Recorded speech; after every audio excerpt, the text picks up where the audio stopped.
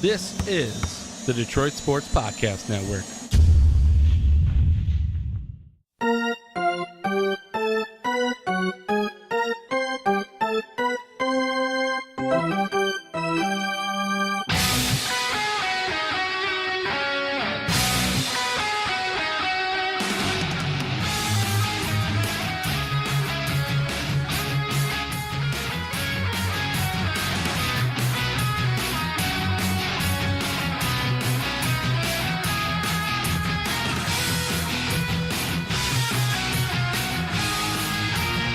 And welcome to the very latest and freshest edition of Tigers Talk with Chirco and Company. I'm your host, yours truly, Vito Jerome Chirco. Vito Jerome Chirco, that is, alongside my sidekick, my partner in crime, the Podfather, as I call him, John the Doc Macaroon.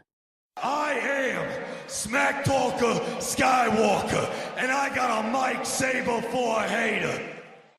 Vito, I got to pull out the saber for you. You know why? I got a call from your representative saying that you weren't happy with your role in the podcast already. What are you, only 32 shows deep?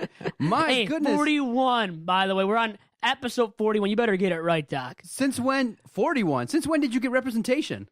Well, you know what? I just did, actually, this past weekend. I had to go into some negotiation talks there with my agent, and yeah, found out there is an agent out there who wants to represent me, and now we're talking about some big money. I want to get paid, Doc. Need some money. Well, all I can say is I got a couple words for you here from this is an official statement from the management here at the Detroit Sports Podcast. I don't give a shit. That's good. Brad Ausmus? As in Brad Ausmus? No. We are kidding. We are a family environment here at the podcast. We do have sponsors. Vito's been taken care of nicely. And that was funny that you came in here right away asking for money. My goodness, dude. You come in here, you come in late. You come in here with, having me book you a lot of your guests and things like that, and you want money? I want more money. Hey, I'm booking my guests a lot of times, so I don't like that either. You know, that's another reason why I'm leaving this now. But we were just talking about a few things before I got in here and before we started the podcast today, and really wasn't a discrepancy. But you know what? There are personalities. We've talked about it jokingly ourselves off there, like Kelly Ripa, what she did, leaving for a week. People that do that. I know Howard Stern kind of called her out for it. I listen to Howard Stern. I know you do too. And I can see why some people are disgruntled, don't like maybe what upper management did, such as Kelly Ripa and her, situation there with Live with Kelly and now formerly Michael Strahan. But to leave for a week like that, and even for me, if I didn't like something here or somewhere else, like professionally one day at a radio station or on a TV network, I wouldn't do that, Doc, and I don't think it's called for, honestly. I don't give a shit. Well, listen. I know you love that now, and it was epic. That was hilarious, too, Doc. And the blessing about doing a podcast is we're bound by nothing. Like I heard the clips on the radio stations earlier today, and they have to be bleeped out. We have it here. We have the epic meltdown. We'll talk all about it. We'll play it a lot. Obviously, Brad Ausmus, is starting to feel the heat, and he let it out in the game versus Minnesota. And what a game to do it when you're up 8-0 and you can't hold the lead within 4 innings. The game is 8-7, and eventually the game was tied. So it was good for him to do that. We'll talk all about it, whether you thought the reaction was genuine. I know you got your guy, Aaron McMann. My guy, yes. The McMann Chronicles, volume number 2 of the segment this week on Tigers Talk, episode 41. No, he's a good dude, and I'm glad that you got good relationships with people and things like that. But to wrap up what we were talking about, listen, we're a family environment here on the podcast. We all do it. We're all friendly. We all get along. We all butt heads sometimes. But the blessing of doing this is we're doing it for fun. But the opportunity to get sponsorship has been real. And I didn't take care of you enough. The 50-50 split that we worked out is not fair enough to you? It has been realized to a large degree. And the family environment is key, is crucial. I love it. I love working with you. You know that. I am not going to be leaving this podcast network for a long, long time as of right now. There's nothing that makes me want to leave. I'll tell you that much, Doc. That's good. I'm glad to hear that. So you're happy? So we can clear it up. I'm happy. I only kid. And the thing is, maybe some people don't catch it sometimes. I like being sarcastic a lot. So my sarcasm, like my mom doesn't even like my sarcasm, even rubs her the wrong way. And she knows Vito Jerome Chirco. She had me. She raised me. And she still doesn't like at times when I am sarcastic, Doc. I was going to say, what more can I do? I got a professional setup for you guys, not on my basement. We're doing it from an office. We got sponsors. I distribute everything. I promote the Twitter page that we've created and built together as a unit. So Come on, man. How are you going to complain? And I got a sponsor, but you've got too many more sponsors for the podcast network as a whole. I'll give you that much. You have. So Okay. we're all bringing in stuff, and you know what? We all do it because we're a team. It's part of teamwork, and we're building upon that. And now the Tigers must build upon that as a team. And the thing is, cohesively, they're not really meshing. There's a better manager of the DSP than there is at the Detroit Tigers. There is. I'll give you that much, Doc. You are much better as a podfather. I love the podfather here. He is with me, episode 41. We're talking about Brad Ausmus, his epic tirade.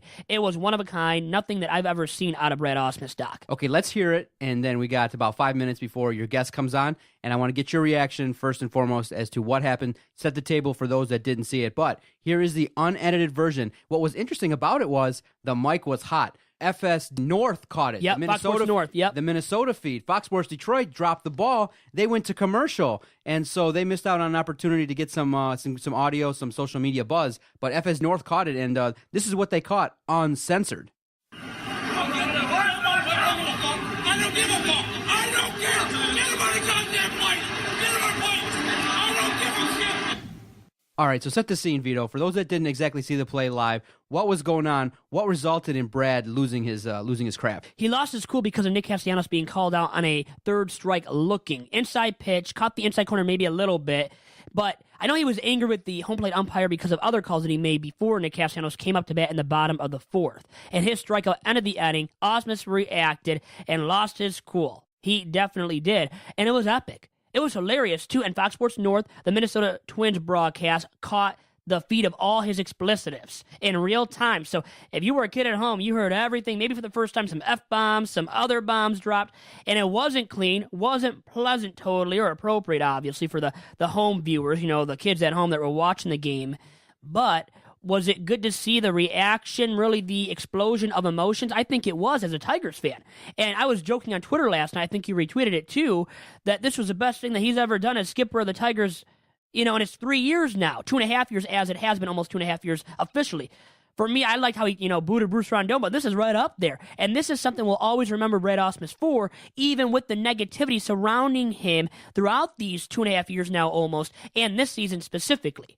Yeah, no, and before the game, the reporters are continuing to ask him, how do you feel about being on the hot seat? How do you feel about the team? How are things going? And he was just like, dude, we were talking about this nonstop. I get it. I know that people want me gone. I understand that the team is underperforming, and people were kind of debating back and forth whether he was testy or whether he was just being firm. But whatever the case may be, it's quite obvious that Brad Ausmus is feeling the pressure of the team's lack of success, and it's getting to him. Now, some people are feeling like it was contrived. Some people are feeling like it was not genuine, that he needs to maintain his professionalism and be true to himself. Because of the fact that he's kind of said that he wasn't going to do that kind of stuff, that he has been calm, cool, and professional, it was nice to see. But it would have been great to see 3 years ago. That's what I thought, too, last night when I saw it. It's too late, Brad. Your job's already gone. Your job security is limited. It's, little to none already.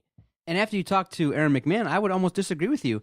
Based on what Al Avila came out and said, he spoke to Lynn Henning and started to speak to the media as well. I'm not exactly sure with the scenario that's going to play out with the homestand, with the teams on the schedule upcoming, that Brad Ausmus is going to be fired. I really believe they're going to let him ride the string out and let him take the heat day after day after day. There's no indication. I mean, unless the team has like another 10-game losing streak consecutively, the Tigers are going to mix in wins here and there. I don't think they're going to fire Brad Ausmus at this point in time. I really thought they did. Had they lost that fourth game to Baltimore, had JD and Miggy not gone back-to-back and saved the day, Brad Ausmus probably would have been fired. The Tigers were able to kind of, salvage one game out of that series and potentially save his job. So it's quite disappointing. I'm fascinated to hear what Aaron thinks about the last couple of days in the week that was for the Tigers, and we'll dial him up here shortly. But it just seems like Brad Ausmus is just left hanging in the wind, and he's going to be asked this question, how do you feel about being on the hot seat? Do you deserve your job? What's going on with the team? A lot more in upcoming weeks. Constantly has to field questions from the media surrounding his job security, and that's not great as a manager, as a person in general, having to deal with those constant questions, right? Who would want to deal with that? But he has done it to himself by making mistakes, by the team struggling, which isn't a result of his miscues and all that. It's about the team performing on the field. We've talked about that. And I think Al Avila in the front office right now, brass of the Tigers, sees that, well, we just went through this tough stretch. This is going to be the worst stretch of baseball this year is how they're viewing it. So they think only they can get better. They only can't go up from here on out. And that's why I think they're going to keep Ausmus. And also, you brought it up on Twitter, tweeted it out yesterday when no news was reported about Brad Ausmus being axed.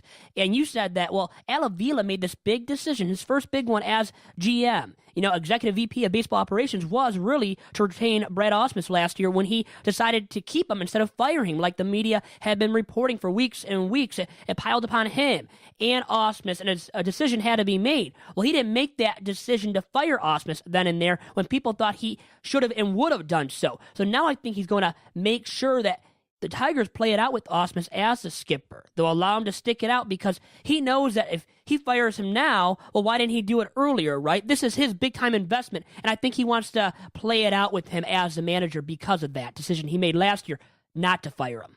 Okay, let's check in with Aaron. Let's see what's going on with the McMann Chronicles, and I'm very fascinated to hear what you got with him, and then we'll reconvene and talk more about the Tigers and the epic meltdown of Brad Ausmus in the first opening game of the series versus Minnesota. Aaron McMann next on Tigers Talk.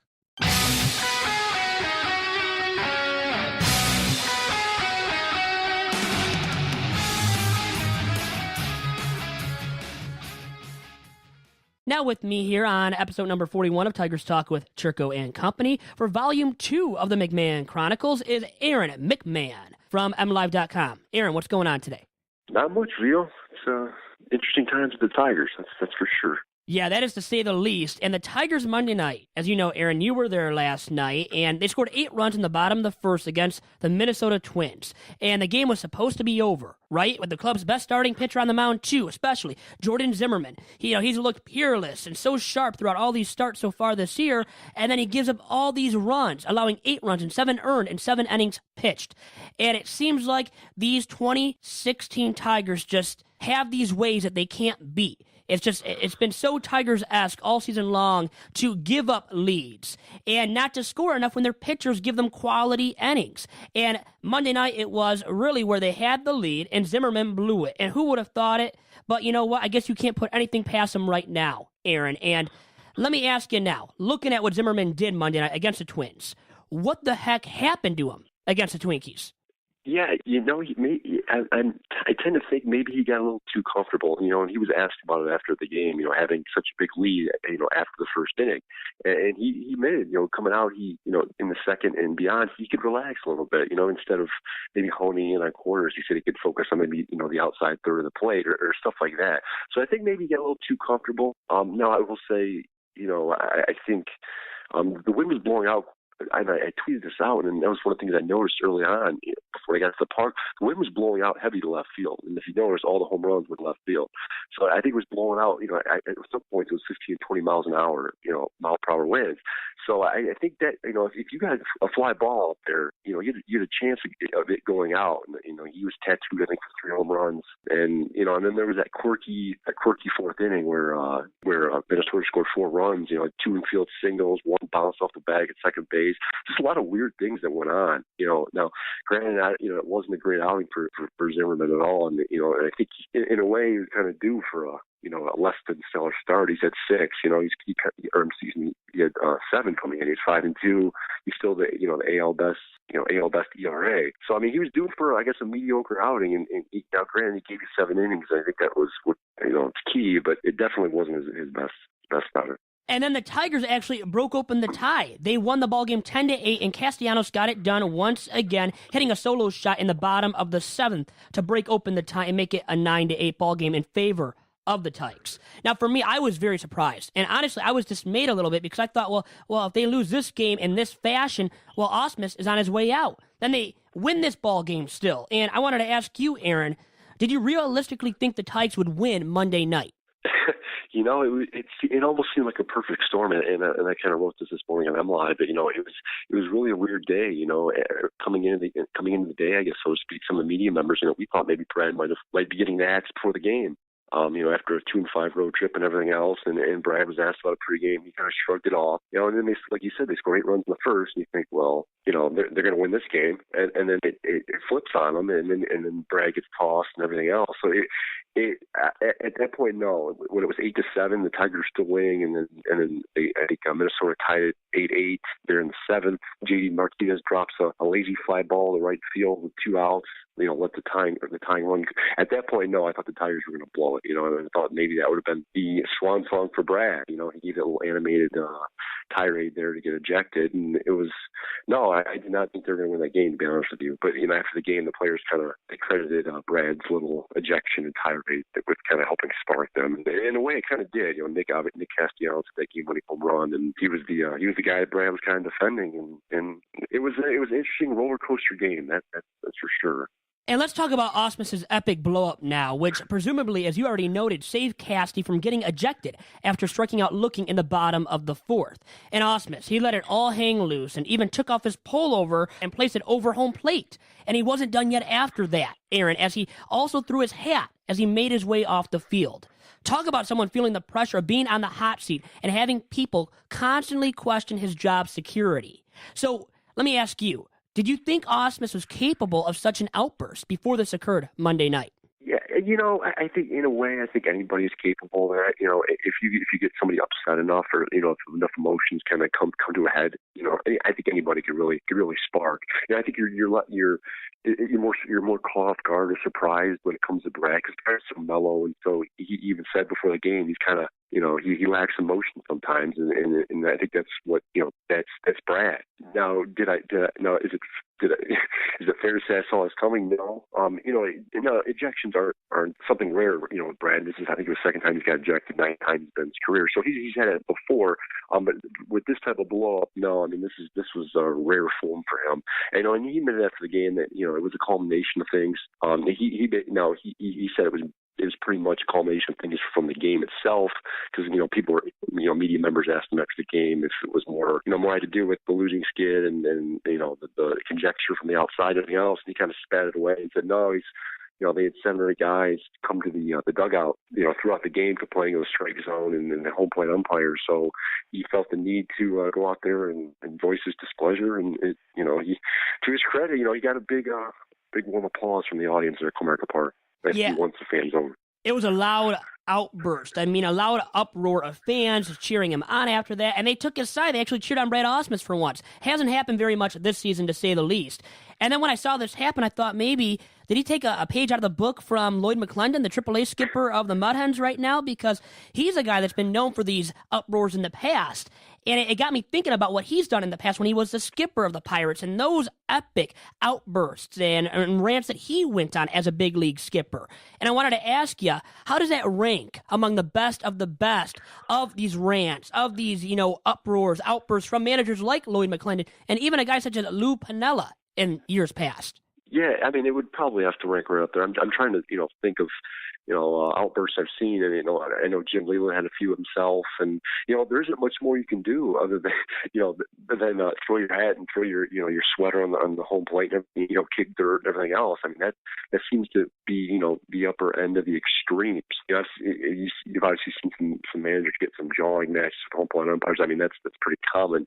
But no, I think that was a highlight for Brad's career in terms of ejections, and I would put it up there with some of the bigger ones. I'm trying to think off the top of my head, and I can't. But I'm sure there's some more grandiose, more ejections. But I mean, Brad is pretty good. I mean, he let him have it. He said his piece. His language is pretty explicit, as the Fox Sports North TV cameras or audio mics caught afterward. And then he kind of put a bow tie on it with the dirt kicking and the sweater coming off and putting it on play. So it was, for him, it was like number one, and it would be up there with, I think, some of the bigger ones. Yeah, he let it all hang out, and he even, as you said, got a few choice words in, and Fox Sports North, Minnesota Twins broadcast picked it all up, all the explicitives, and it was not appropriate for the kids at home viewing the game last night, to say the least. And if the Tigers would have gone down in defeat Monday night against the Twins in that fashion after blowing an 8-run lead, would that have been the final straw, you think, in the managerial tenure of Brad Ausmus with the Tigers? I think so. It's been a really weird week. He's on the hot seat kind of when they left town for that 7-game road trip, and he acknowledged using the crosshairs and everything else. And then they nearly get swept twice. They go 2-5. Lose 3 or at least 2 to Washington and lose 3 to Baltimore. And you got the sense Sunday night that maybe something was going to happen. Once they got back to Detroit, and it was all quiet. You didn't hear anything. Nothing obviously happened. Monday afternoon rolls around, and And, granted, Al Avila's been relatively quiet, I guess, so to speak. He hasn't talked to many reporters, and the ones he has have been real planned. He's kind of picked and choose who he wants to talk to and give his message to, and then that's fine. But that, that tells me that, Al, obviously there's some consideration, some thinking going on behind the scenes. And, with it, had they have blown that game last night after an 8-0 lead in the first inning, I think that would, and, obviously Brad's ejection too, I think that would have been, a good point to let him go. Absolutely. And Al Avila supported his manager, Brad Ausmus, before the game Monday when talking to Jennifer Hammond of Fox 2. And it sounds like he's not going to fire him now in the near future, at least. But in the long term, do you think that Ausmus could get fired before the end of this regular season campaign? Yeah, another reporter asked me that last night as we were walking down the Comerica Park, one of the Twins reporters, and I don't know at this point. I think if you were going to fire him, I think the time to do it would have been after that 7-game home or road trip. They just left, and they didn't do it. So granted, they're still kind of they're in a playoff hunt. They're I think 6.5 games out of first place in the AL Central, but it's real bunched. I don't know at this point. This is the final year of his contract, and I guess it wouldn't shock me if he finished the season out. Like I said, if they're going to do it, the road stretch would have been the perfect time to do it, and they didn't. So it tells me that they might be all in with Brad for the rest of the season at least. See, I thought he would have been gone early Monday, and I would have fired him. How about you, though, Aaron McMann? If you were the executive VP of front office of baseball operations of the Tigers, such as Al Avila, in his mighty big shoes, would you have gone through with firing Ausmus on Monday?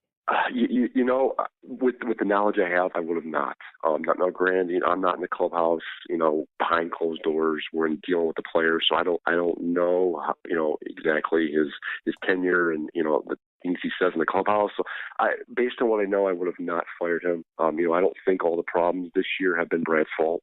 The inconsistencies from the pitching and the hitting and everything else. That kind of more falls on the players. And then from a general manager aspect, you kind of look at the big picture and realize, should you, had you fired Brad, or if you fire Brad, what does that really change? You can bring in somebody in the interim and maybe hope for a kind of maybe a clubhouse boost or morale boost, or whatever the case may be. But you're still dealing with the same talent, same players, and the talent's there. The payrolls, they've invested a lot of money in this group and everything else. And I'm not sure that many of the problems have been Brad's fault. Now, granted, I don't know if I would have said the same thing last year. I think he's made some mistakes in game, managerial mistakes and decisions and everything else. I think he had many more last year than he has this year. But no, I don't think I would have fired Brad. No.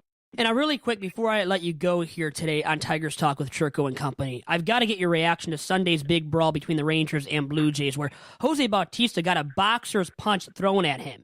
I've never seen something like that happen in a Major League Baseball contest, Aaron. Now, what was your reaction when you first saw it? And was it truly warranted? Is that stuff ever honestly warranted in a Major League Baseball game? I saw it for the first time yesterday morning, and I woke up and I think it was on SportsCenter or whatever. And I'm not at this point in my career in sports and everything else. I'm not really shocked by anything that happens. We've seen pretty much anything nowadays. It was a good punch, I will say that. he got it pretty good. It was. But it was dirty and everything else. We've seen some brawls in the past. And, when I did see that punch the first time, I right away I think back of all the brawls and everything I've seen, growing up and watching sports, and right away it brought back memories of the Tigers White Sox brawl. I don't know if it was the late '90s, early 2000s. I remember Robert Fick getting dunked. He was leaving the Comiskey Park playing field, and he got dunked by White Sox fans by a load of beer. So right away that brought back memories to that. But it was a good punch. They're both going to be suspended, obviously, and I think Major League Baseball is going to hand those down later today. I would expect those suspensions to be hefty. But no, it was a good punch. It was a old-fashioned brawl that I don't think we see as much nowadays as we used to, because I think you see more guys are friends and they try to be cordial and everything else. And there's so many trades and things go on. More guys are teammates nowadays, and they don't stay in one spot for very long. So it was nice to see, and it was entertaining. That's for sure. It was, to say the least. It was like a WWE match for me, for a guy that doesn't watch wrestling very much. And there's too much buddy stuff going on. And we can be buddy on the air here, but these Major League Baseball players, professional athletes going against each other head-to-head in contests, I don't know how they're so buddy all the time. I would think you would hate the enemy. The opponent is the enemy, and they don't always face their opponent in that manner, Aaron. Yeah, no, you're right. You know, and I think maybe now too, with the exploding, contracts and more money involved than ever before, I think, maybe sometimes guys are maybe a little shy of getting into, scraps with their players in fear of, getting hurt or surgically hurt. That's one of the things you don't really want to see. You don't want guys to get surgically hurt. I mean, it's, when fights happen, it's obviously emotions get high and everything else, and that happens. That's fine, but you never want to see anybody get surgically hurt, especially with these guys.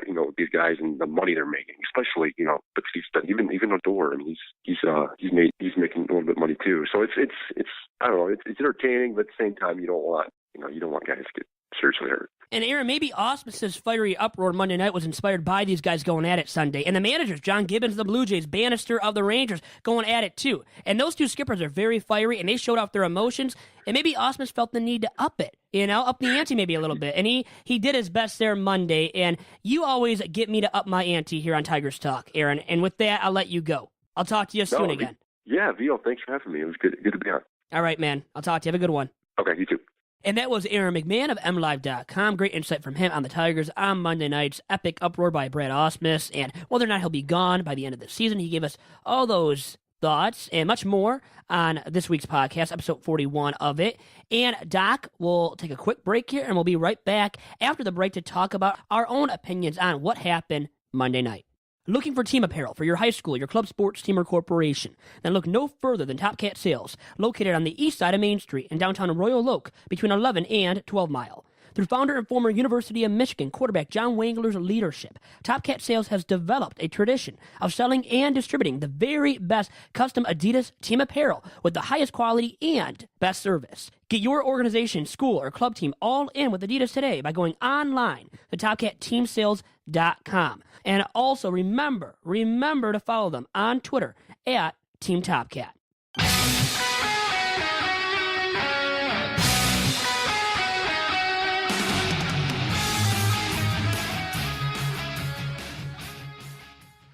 Back now on episode 41 of Tigers Talk with Chirco and Company, and my co-host always is the Podfather, John the Doc Macaroon himself. Still, we can play that all year long and just laugh at that, because that is so funny. It was epic, and we'll always remember that, I think, about Brad Ausmus. Yeah, do you know what Brad Ausmus thought about that baseball fight? Yeah, man, and a few other things he thought too, right? Man, Brad must be very angry. What do you think he thinks Always angry, an angry man. I wonder what he thinks of Matthew Stafford as the quarterback. Oh, man, Brad. I wonder what he cares about. What do you think about potential your replacements, maybe being Gene Lamont, Lloyd McClendon, Ozzie Guillen? Man, I wonder, what do you think about the Doc and Jock podcast and Vito's podcast and the DSP network? Now, that's definitely what he thinks about the podcast network here and my Tigers Talk podcast. Man, he came in here as a Tigers manager, upbeat, fresh, young manager. Now he looks grizzled with the beard and gray hairs now. See, the job has worn him out. And it's something that it's really unfortunate that, the nice, mild-mannered Brad Ausmus has become gangsta. He don't care about anything anymore, man. He's hood. He's gangster. He's given up. Doesn't give two poops. Now, I know the word that he said, but he doesn't give a crap about anything anymore. And that's where he is at this stage in his managerial tenure with the Tigers, nearing the end. I think he sees the writing on the wall, and he definitely let everything that was boiled up on the inside of him, he let it all loose, let it all hang out Monday night in that epic uproar. It's up there. It's a top dog epic rant, because we've seen some of the best, right, in the past from guys like Lloyd McClendon, Lou Piniella, as I brought up with Aaron McMann. But from Brad Ausmus, the very best. And even Jim Leland had his fair share of moments there where he went out there, protected his players, and let them hear what he had on his mind and ripped into them. And Ausmus ripped into the home plate umpire and let him get a piece of his mind. And you know what? He did it rightfully so in protecting Nick Castellanos, and it saved Casty from being ejected. And Casty then hit that home run in the bottom of the 7th to break open the 8-run apiece tie. Vito, was that needed? The talk initially, the initial debate on our Twitter page at Detroit Podcast was this contrived? Was this genuine? You had Brad Ausmus coming in on the hot seat just a few minutes beforehand, being questioned by the media before the game, and in a situation where you had the team blowing an 8-run lead at that point, and you see these bad calls. Do you feel like it was a genuine response, or do you feel like it was contrived in a manner to kind of show, hey, okay, fine, I need to do anything at all to get these fans on my side, to show some life, to kind of show this team that I do care and that this thing is getting to me? Because that's all a lot of people are asking for from him is, hey, show some emotion. Stop being the stoic figure on the, in the dugout. Do you think it was contrived, and was it necessary for him to do this? I think he was pissed in the moment because of the call that was made against Nick Castellanos, calling him out on a third strike looking. I don't think he liked that. Obviously, he didn't. But I think showing up the umpire to a certain extent there, and as far as he took it with the rant and what it became and the explicitives thrown out there, and he didn't know he was live on Fox Sports North, the broadcast feed of the Minnesota Twins.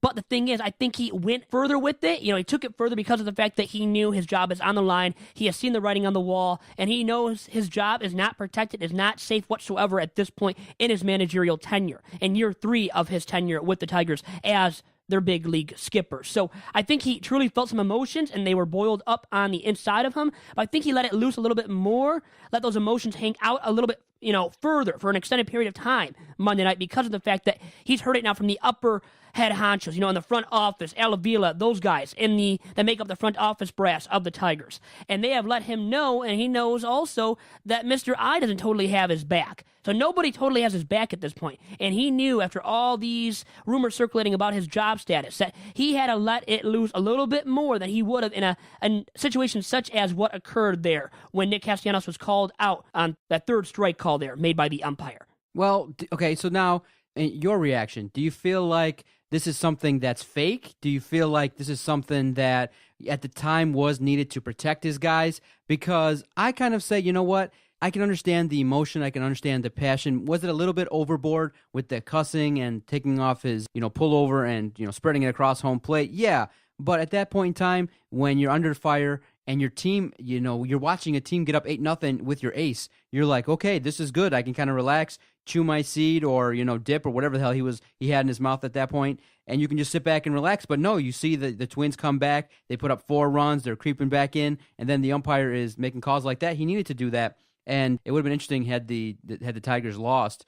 Would he was let go? That would be our lasting image of him in his last game. Is him getting all his riled lasting up, impact would be that ejected right there. and fired on the same night. But I felt it was needed. It was good for them to do it, and it's actually something where, on a human level, you go, okay, fine. He needs to kind of blow off some steam, and it helped the team kind of maybe stabilize or just show him that, hey, this guy cares, and it carried him further on in the game, and they eventually won.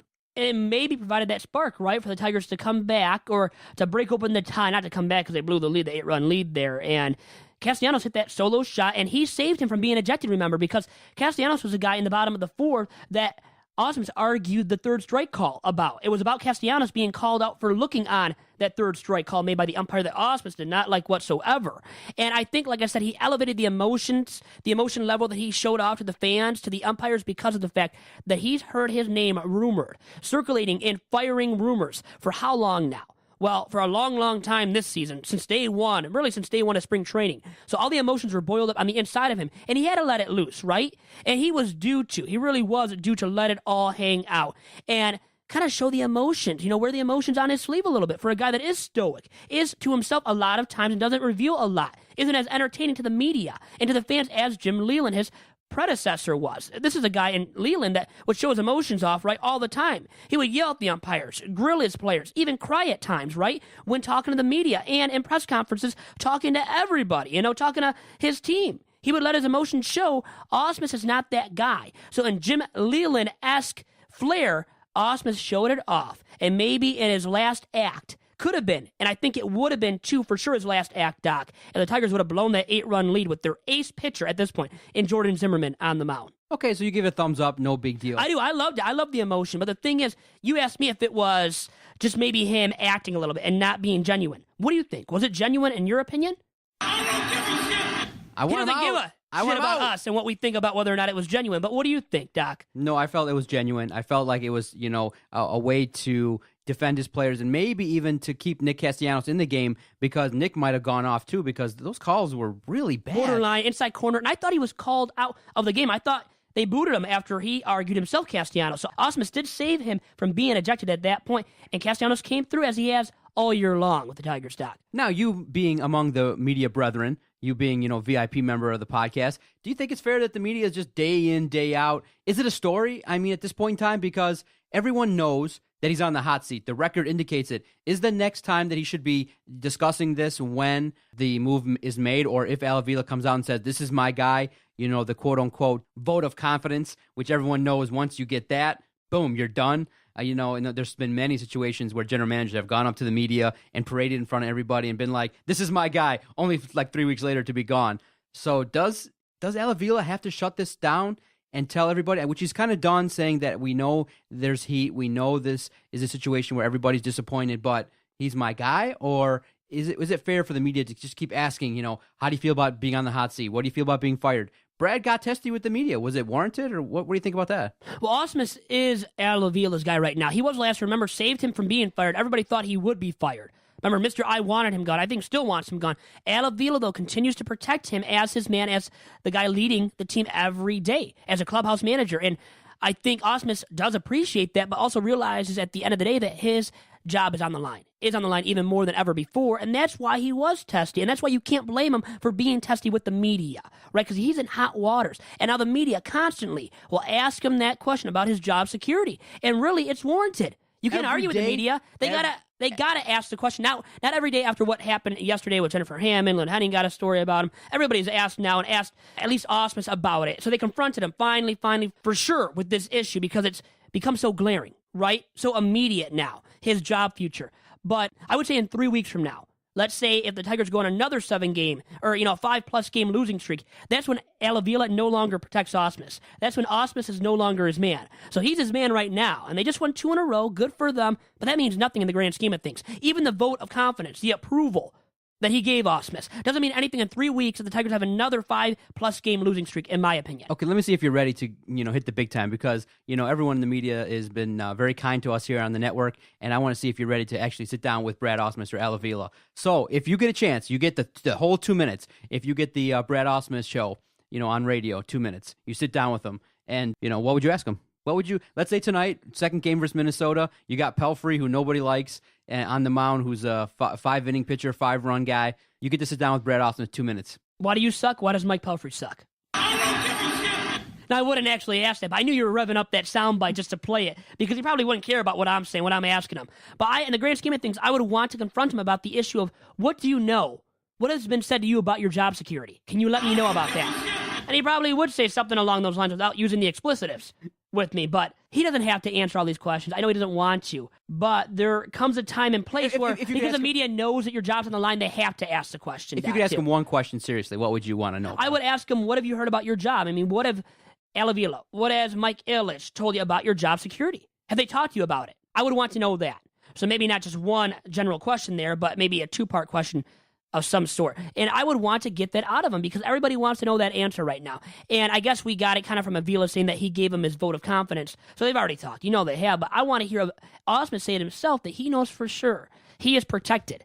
I think he would probably go around that and not totally answer it. Don't you think so? I don't think he would give a totally straight answer. And see, that's another thing is that, with the media, he's given the canned answers, been ultra professional, just been like, all we're focused on is today. We just have to keep playing well. We just got to do this and do that. I just think that if he was just more real, people would embrace him more. He's just not a likable figure. And then in the end, losing 11 of 13 is going to kill you every time, especially with a $200 million payroll. So now we're looking ahead. They're playing teams, coming up front, just 9-game homestand. They're not world beaters. I think you have a chance to win some games. And actually, the way the schedule shook out is very favorable for Brad Ausmus in that the Phillies are above 500, but the next stretch of games are against mostly teams that don't have winning records. So you're playing the Twins. You should theoretically win 2 of 3 or maybe even get a sweep because they're bottom feeders. They're not that good. So but this is a good the situation Tigers for aren't them. Playing that great. And so it's the right time for the Twins to play the Tigers because they're struggling. They need to win games. We need to win games. So really, it's not a perfect situation, the most opportune time for either to play each other totally because, they're both struggling. So it's now about, who's going to perform better? And we can't really answer that. So even though the Tigers are playing this weak team and a team that's worse off right now than themselves, Tigers aren't playing good baseball themselves. So it don't really matter who they're playing, in my opinion. And think about it. Example A is Game 1 Monday night against the Twinkies at home. Almost blew that contest. Up 8 runs, so no game is safe no matter what the lead is at this point because the Tigers are struggling so mightily. And that's why the troubles, the problems with the club are more than just Brad Ausmus. But Brad Ausmus, I think, will eventually be the scapegoat by the end of the season. And maybe he won't be fired now mid-season, but he will be. If they suffer another 5 to 10 game losing streak in that span of games, I think he has to be axed. And that's because at that point, Avila can no longer protect Ausmus, Doc. That's my opinion about that. And the problem with Ausmus, as you said, is not his character flaws, but how he is, his personality as a big league skipper, and him being smug and condescending with his answers to the media at times. Smug Brad. Right? He has been smug Brad. And an ass, Brad Ausmus, at times, in answering media's questions as well. And I know you don't want to always answer the same questions day in or game in, game out. Thing is, it's part of your professional job as a manager in the big leagues. Deal with it, bro. Man up. Deal with it. Jim Leland didn't always like it. I think he dealt with it a little better. It had more of a sense of humor, too, dealing with it, you know? And Ausmus, he's sarcastic. I like sarcasm, but then the sarcasm, it dives into condescending remarks. And nobody can stand condescending remarks, such as when he did it last year. I think it was last year when he brought up the comment about beating his wife. That's what he does when he goes home, you know, when he loses a ball game. We know he was being sarcastic, but it's almost just give us a straight answer. That's going too far, bro, or bud, you know, whatever you want to say. Now, the media wouldn't say that to him, but you know what I mean. It gets tired. It's a tiring act. And I think it's grown. The act has become an officially tired act for the media's sake, too. And I am a little bit, but the media totally can't stand those remarks all those times. And all the times they already have endured with them, and now will probably more and more as the season progresses. So it becomes a little bit too much for the media to take. So it's not just him that has to deal with the media's questions, which can be stupid at times. But then his answers, well, it's not right for the media having to deal with that either, Doc, in my opinion. Okay, but don't you think his mood will be lightened now in the next coming weeks where he's going to probably get some more wins? I know you're saying they're not playing well. So we can't guarantee that, though. I don't care think who they're you're getting playing. more wins. I hope so. I'm an optimist, in too. In the next 9 games, I feel like they're going to go at least 5-4, 6-3. I do believe that. Well, they can beat the Twins here. We know that. I mean, I know that myself, even though I'm saying and doubting the Tigers right now and what they can do against the Twinkies the next 2, which is Tuesday, the day of our recording, and then Wednesday when this podcast is released.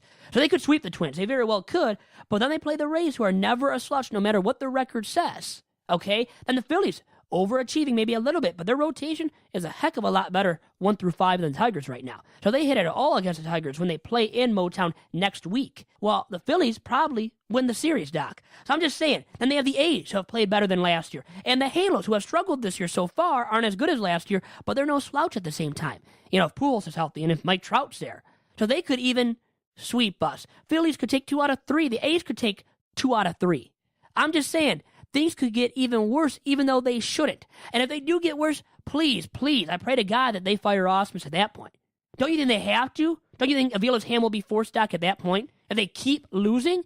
Yeah, if they keep losing, Avila's going to have, really a tough time keeping him because the fans are so outraged and they're so upset regarding what's going on with this team. And now we're getting tweets, we're getting phone calls of people asking whether or not, at this point in time, it's time to blow this up. Just put a bomb to this organization right now and blow it all up. I mean, you got a team right now that's got a $200 million payroll. It's under 500, is nowhere near first place. So there are people actually saying, you know what?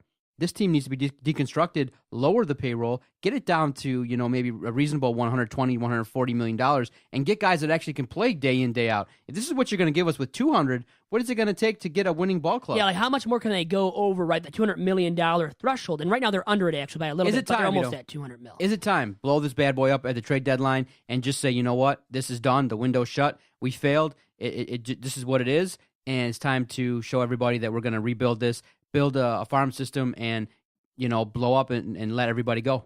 If they're in the race within a 5-game reach of the division that's crown, number 5? I think 5. And I think even in the wild card race, if they're 5 games back of that second wild card team, then they don't do that. But I could see why they do deconstruct. And I wanted to ask you, Lynn Henning wrote a piece recently about deconstructing, trading off all these guys, even Upton, even Cabrera if they can. But unloading these contracts will be hard. But that's not even the question here, or the topic. It's about whether or not you would do it as Avila in his position, Doc. It's time to have those serious meetings, knowing that, okay, this year the payroll is outrageous, and going forward, you got to pay Miggy, JV, Victor Martinez a boatload of money. And now, we were all happy with the contract the way it was structured for Upton, but it actually kind of hurts us now if he struggles, because there's no guarantee he's going to opt out. If he struggles, he'll just say, He'll opt in because he's struggling so much. He can't get paid any better by opting out. Yeah. So, the hope is there that they can make moves because, hell, if you unloaded Prince Fielder's contract, then there is a little bit of hope that you can get rid of anybody. It's just what are the value of these guys? What's the value? What are you going to get in return for a Miggy? What are you going to get in return for a JD? They may, survey the landscape and decide that it's not enough. But I think at this point in time, just judging big picture, long-term landscape view of this team, it's time to move on. It's time. This is not a World Series team. This is not a team with that rotation and that bullpen and the way this team is constructed and the way they play all together. This is not a World Series caliber team. And so I would deconstruct the team. I would start with Nick C., see what you can get for him. Really, trading Castellanos. I would trade JD Martinez. And you know what? Somebody brought it up on Twitter. I don't know who it was. Both? Trading JD. Maybe they should have in the offseason when they had the chance to deal him at his highest value possible. Now he's kind of struggled this year to start off. Still has a pop in his bat. They could have traded him for an ace-caliber arm at that point, a young arm to lead the rotation in the future. And now they have Zimmerman, and then who else? JV, who's getting older. Not worth the contract he's being paid. Could have been an opportunity back then. Yeah, Fulmer's 2-3 years away. Yes. Norris is still a project. You still got young arms in the minor league system, but nobody that you're going, wow, it's got to come up here. You got some talent in the minors. You have individuals that, like look at Steven Moyes, come up here and been consistent. You have talent in the minors, just not enough. The depth of the minor league system is not enough to sustain what you need at the big league level. So I'm saying it's time to maybe look to deconstruct this and just say, you know what, it's a wash. We believe that it's not a World Series team, and we got to look for a year or two ahead. Would the fans accept that? I think some of the fans already believe it, and so this is why they're angry in that you're still trotting out these guys and you're not getting anywhere near what you're looking for. I'm glad that Maben's back now to play center field to patrol out there because they couldn't have guys such as, Moya can't do it. We knew it. There's so many guys that just can't. Upton was trying to play center field. He can't play center field. They had, who else out there? Romine or Avilas. These guys, utility infielders guys, they were looking at maybe playing out there because Ghost was struggling so much. He's been demoted since, and he's really my buster of the week, but buster of the season as a whole. He has struggled so much at the plate, Doc, and really can't patrol the outfield, the spacious part that is Comerica, and especially in that center field position. So now they turn to Cameron Maben. Is he the right guy to turn around the ship there in the center field position? I'm not too sure, but they're going to give him the chance at least, which is deserved at this point. And Moya getting the chance as well, it is warranted as well because Upton has struggled this year. The triple M's in the outfield. Moya, Maben, Martinez. Could be. If Upton sits down, the bad boys, triple M's. Yep. And when V-Mart needs to sit because he's old, you know what? You put Moya at DH because really he can't field. Has a good arm, but really can't move. Doesn't really know how to judge ground out there. Where Maben, they're hoping he can hit a little bit, at least better than Ghost, but who couldn't? He should be hitting better than Ghost, but also fielding better. Can he? They're hoping because a guy like Moya can't do it. Collins has proven he can't hit either. We know that much. And other guys that are utility players just aren't center fielders. Really, utility guys can play the corner outfield spots and then the infield. So you got to have Maben now perform out there efficiently with the glove and with the bat a lot more than Ghost showed when he was up with the Major League Ball Club. And Ghost, I'm willing to say goodbye to now. DFA him. Doc, your thoughts on that? Just get rid of him at this point. You're a dick. Not even a stint in the minors to let him work it out and build upon his skills. My goodness, you're like, cut him. Cut him. I'm tired of him. Tired of his act. I'm tired of Ausmus's act. Tired of Ghost's act as well. He is my buster of the week and really my buster of the season, Doc. And now for you, your toast of the town. Who is that for this week? This week, the toast of the town goes to none other than manager Brad Ausmus. I know that he's been under fire. I understand that he sucked at his job, but he deserves a little bit of a reprieve. 1-game victory, we'll take it. 2-game victories in this season, 2-game winning streak, toast of the town. Hey, if you can win 2 games with this unit and come home to this home, this is sad. You're sad. It's like, what do you expect of the Tigers? How lowly are they? They're not that good. I can tell you don't like the Tigers. I don't like them, but come on, man. That deserves a come on, man. He's your toast of the town? Toast to the town, Brad Ausmus, because finally, even though we've seen him before erupt, we've seen him kind of lose his marbles and react. He's not a guy that's unafraid to defend his team. He showed some passion, and he's finally standing up for himself. He should have said this to the media last week. Don't ask me about my job status anymore. I'm the manager of this team, and as long as I'm the manager of this team, I'll be running it, and it'll be run my way. Stand up for yourself. I know you're taking a beating, but we're fans. But you're the manager. He's the guy that's getting paid. He's the guy that's in charge. So until Alavila yanks him, he needs to show a little bit more bravado. Be the leader. Be a guy out there that when you look at him, you go, I'm not messing with him. I'm gonna be maybe hesitant to spew some negativity from my mouth. But he started to do that. But it's still light. I would be like, stop asking me about my job. Leave me alone. I'm trying to help this team win. We're trying to do the best we can. It's not my fault JD Martinez roams the outfield and drops the ball. It's not my fault. I'm not out there missing cutoffs. I tell these guys that they got to step it up, and it's on these guys. And maybe get me a guy that, is going to produce day in, day out. We brought in guys to do their job, and it's up to them. He needs to point the finger. I would say publicly, it's about time Brad Ausmus, grows a pair publicly and starts outing these guys. I mean, do you think he's talked to Alavila about this kind of stuff, though? Behind the scenes? They probably talk about everything. Yeah. In these meetings, they've talked about everything. It's just one of those situations. What are they going to do to spark this team?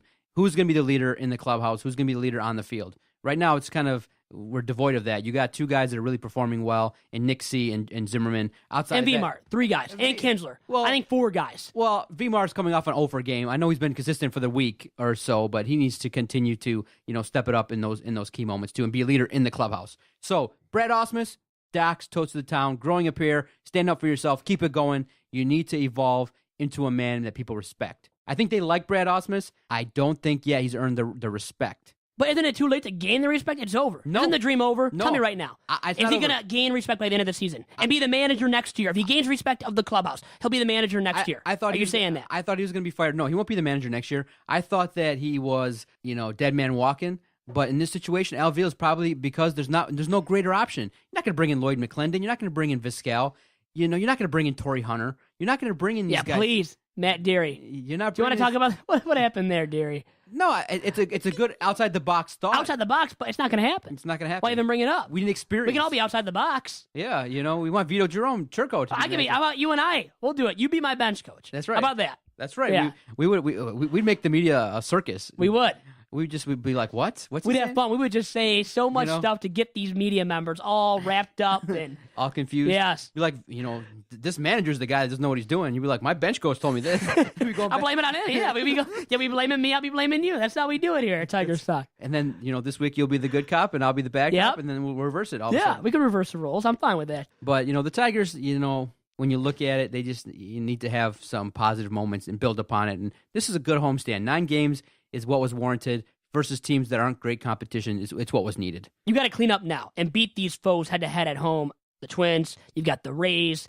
The Phillies are no slouch, and I think I'll have Marlo Alter on next week to talk about his Phillies. He's from over there, loves the Phillies. I'm going to a game next Wednesday with him, by the way. Him and I think Ryan Ford will be there, the Ford from the Free Press and my Free Press cronies. We're all going to a ball game for the first time together. Thanks for the invite. Appreciate it. I know. I wanted to extend the invite. Now here's the invite. But it was a Free Press only. That's what I found out. It's like, I think even Brian Manzullo might be going, Doc. How about that? So it should be a fun outing next Wednesday against the Phillies. I'm hoping they win a game at least against the Phils too, Doc. Definitely network. Get those guys in here. Talk about what's going on with these Detroit Tigers. So to some, I know we've talked a lot of negative stuff, but let's give kudos to also Nick C, to JD, to Miggy. Their bats are coming alive. They've done what they needed to do to kind of boost this offense. Now the pitching staff is let up a little bit in terms of, Zimmerman giving up 7. But still getting the victory. Did he give up 7 or did he give up 8? He gave up 7. 7 earned runs. 8 runs total, 7 earned runs. Yes, yep. The stat line was unbelievable. Yep. So still came away with the victory. There's some games where you pitch unbelievably well and lose 1-0, and some games where you pitch crappy, give up 8 runs. That's why the win means nothing. And I know Brian Kenny tried to kill it, and it's really hashtag kill the win. He had that on Twitter. He's back on Twitter, by the way, Brian Kenny. He is from MLB Network, and he was really for that movement, advancing it forward, and he's very analytical. And the analytical minds do say the win is irrelevant in today's game. It really should be, Doc. You know what Brad Ausmus thinks about advanced analytics at this point in time? I don't give a shit. Man, Brad, you maverick. Do you care about anything, Brad? Do you care about your family at home? Tell me. I don't give a shit. He doesn't. He doesn't care about anything anymore. Isn't it sad what has become of Brad Ausmus, Doc? I think he needs some anger management. I don't give a shit. And now you could deliver that to him, right? You could provide that as his psychologist. In-house psychologist at the Detroit Sports Podcast Network, Doc. I don't give a shit. And that's what he would think about your feedback. Right. Yeah, right? See, now that's great. The fact that we could do this uncensored, don't have to block anything. Oh, that's Brad Ausmus's feelings. Do you think he cares about who's going to be the president this year? I don't give a shit. No, because it's Trump. Yeah. That's why. Now, ask him about Hillary. I don't give a I can't do nothing about either. Okay. See, nothing. I don't think anything sparks the man's interest. I wonder if he cares about what's going on in Detroit, bringing MLS to Detroit. I don't give a shit. Can't break him. What does he think about our families, you think? I don't give a shit. Yeah, that's probably right. Yeah. Can't win. All right, before we get out of here, you're debuting a new segment. We are, and I am going to call it now Vito's Neato Stat of the Week, and I'm kind of stealing it. Okay, I'm going to say this much from Inside the NBA. on TNT. Ernie Johnson, the host, they do a EJ's Neato Stat of the Night on that show. So very good show there. And I'm going to bring out now and deliver the debut edition of Vito's Neato Stat of the Week, Doc. And here we go. It's all about Alan Trammell and Lou Whitaker on this week's edition of the podcast. You know those fellas playing second base and shortstop back in the day from 77 to 95. They formed the longest double play tandem in Major League Baseball history, and arguably the greatest in Major League Baseball history. And really, the stats back it up. They do. And when you talk about wins above replacement, they specifically back up their performances over the 19-year stretch of playing together at second for Whitaker and at shortstop for Alan Trammell. And, Doc, with that being said, I wanted to talk to you about these WAR stats here and how Whitaker, did you know, part of Vito's, remember, Neato Stat of the Week, that Whitaker was in the top 5 in WAR in 16 of his 19 seasons with the Tigers, and from 81 through 86, and from 88 through 95, and one of the only years in which he didn't record a top 5 WAR total on the Tigers was in 1977, in which he only played 11 games. So truly, 17 of the 19 campaigns in which he played in a large majority of the regular season, he actually finished in the top 5 in wins above replacement for the Tigers roster. And Trammell, now let's talk about Trammell here, was in the top 5 in WAR from 80 through 84 and from 86 through 90. And additionally, during the Tigers' American League East winning campaigns of 84 and 87, he finished first in wins above replacement on the squad. Both of those AL East division winning campaigns of 1984 when they won it all, and in 1987. So he was always really the best player on those teams that performed the best in the 80s. And did you know that in the 80s, they won the second most games in Major League Baseball? Yankees were the only team that won more. The Tigers won 839 games. The Yankees won like 854. So now you know something new about the Tigers, too, with that being said. And when you look at those two guys collectively, now Whitaker finished first in WAR 5 times. Trammell, first in WAR on the Tigers 6 times. So Trammell, one better, had one more All-Star Game appearance than Whitaker, too. And now collectively, as a whole, those two guys finished number 1 in wins above replacement and 11 of the 19 seasons they played together on the corner of Michigan and Trumbull. Pretty fascinating stuff about Trammell and Whitaker as part of Vito's Neato Stat of the Week here on Tigers Talk. A very interesting addition to the podcast. I'll look forward to it every week. Vito's Neato Stat of the There's Week. a lot there, but Vito's Neato, I think it rhymes, so it's catchy too, Doc. Very good. No, when you talk about Tram and Whitaker, it just automatically you go to the fact that how are these guys not in the Hall of Fame? These are guys that were part of a great team in '84, started 35-5, wire to wire. They were a great team, and they just haven't been respected nationally. And all everyone thinks is that had they played in New York, had they been exposed to the media spotlight, had they been exposed to the prime time in bigger markets, that these guys would have been considered legends. Now they're legends here around town in Detroit, but they're not legends nationally. So it's unfortunate. And really quick, too, another part of this Vito's Neato Stat of the Week here on Tigers Talk is that the two of them, either Whitaker or Tram, was number 1 in WAR now on the Tigers, specifically from 80 through 91, every single year from 80 through 91, outside of only one year, 1985. So from 80 through 84, from 86 through 91, these guys, one of the two, was number 1 in WAR and wins above replacement on the Tigers roster, only missing one season in that 11-year span from 80 through 91. How impressive, how darn impressive is that when talking about Trammell and Whitaker and their impact on the Tigers in the decade of the 80s, Doc? You know what Brad Ausmus thinks about Alan Trammell and his tenure with the Tigers as a manager? How about Jim Leyland? And the greatest manager maybe in Tigers history, Sparky Anderson? Oh, doesn't even give an answer. Doesn't even want to talk about Sparky. He's jealous of the spark that he provided and that World Series championship he won. See, I think he's jealous of Sparky Anderson and the love that he got from Detroit. My goodness, 2-time World Series champion with the Big Red Machine. As well, yeah. And in the 84 Tigers. Sparky was the man. He won the Manager of the Year in the AL with the Tigers. First guy to do it as well. Very impressive. And now La Russa in 06. It was La Russa and Leyland, remember, going head-to-head. La Russa won it with the Cardinals, and that officially made him the second guy to win it in both leagues. Sparky was the first guy with that to win a World Series in both the NL and AL. So Leyland would have officially became the second guy as well if he would have won in 06. Bada boom! Realest guys in the room, how you doing? See, you're just full of knowledge. You're the baseball guy. It's why we love doing the podcast with you each and every week. dropping on Wednesday. You're firmly planted in the network. And just in the last hour being on the phone, we renewed your deal. You get to do another 15 podcasts. I'm back. Thank you very much. I'm very happy you accepted the terms real fast of not getting paid every week. So it's very good. See, I'm not like Kelly Ripp. I'm not going to just walk off the set here. No, I wouldn't expect you to do that. I think that you like this too much, but we have taken care of you with the sponsors. So we'll line up a couple meetings. We'll line up maybe a couple interviews and see if we can advance your position here. I would love that to happen, Doc. I know. I know the fact that you're going to the union because I've given you 8 different jobs and not paid you for one of them. Yes, so. I'm trying to think. I mean, how many job titles do I have, and how much should I be paid if I have 8 of them? Okay. Head of PR, head of security, head of technology. Booking guests, the host. I mean, how much do I have to do by myself without getting paid, guys? Right, social media guy. You're the video star of all our videos. So you got a lot of tasks. You got a lot of roles here that I've given you. So maybe I'll up the pay just a little bit. It's time to hook up a brother, in so many words. And you know what? he doesn't about anything at all, okay, that we talk about today on Tigers Talk. But hopefully you guys do that. Tune in to episode 41. And Doc, thank you very much for giving me the time of day. Yes, and that drop will not be as prominent because I know it's a little bit with cursing in it. But this episode, we got to have fun with it. Maybe we'll just use it once or twice a show going forward. But how can you not have that drop and try and use it? Because are you serious? The guy didn't know the mic was hot, and he just dropped one of the classic lines.